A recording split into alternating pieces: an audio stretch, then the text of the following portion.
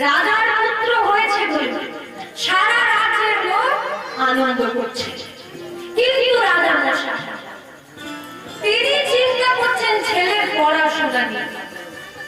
কৃষ্ণধর মহাশয় চিন্তা করলেন আমার ছেলে রাজ ঐশ্বর্যে বড় হয়ে সে যেন শিক্ষা থেকে বঞ্চিত না,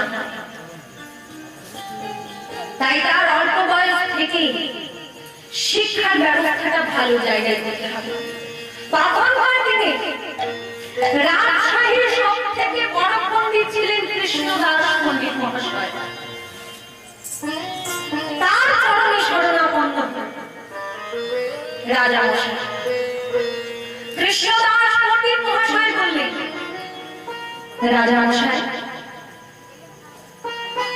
আপনার অনুরোধ আমি রাখতে পারি, কিন্তু আপনার ছেলে রাজপুত্র বলে তার আলাদা কোনো সুযোগ আমি দিতে পারবো না। আমি সব ছাত্রকে যেমন পড়াই ওকেও তেমন পড়াবো। ওর যদি মেধা ভালো থাকে নিশ্চয়ই সবার থেকে এগিয়ে যাবে। রাজা মশাই বললেন, তাহলে পণ্ডিত মশাই আজকেই আমি ওর ছেলেকে আপনার কাছে নিয়ে আসি। হ্যাঁ, ওকে আজকেই নিয়ে আসি। ওর ছোট্ট করে আমি একটা পরীক্ষা নেব।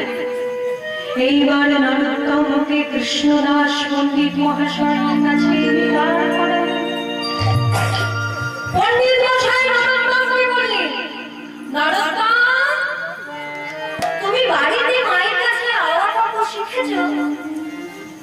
হ্যাঁ পণ্ডিত মশাই, আমি বাড়িতে মায়ের কাছে আওয়া কত শিখেছি।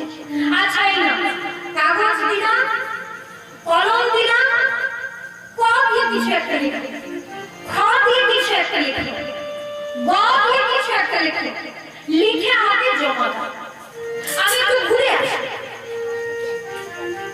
এইবার নরোত্তম সেই কাগজ আর কলম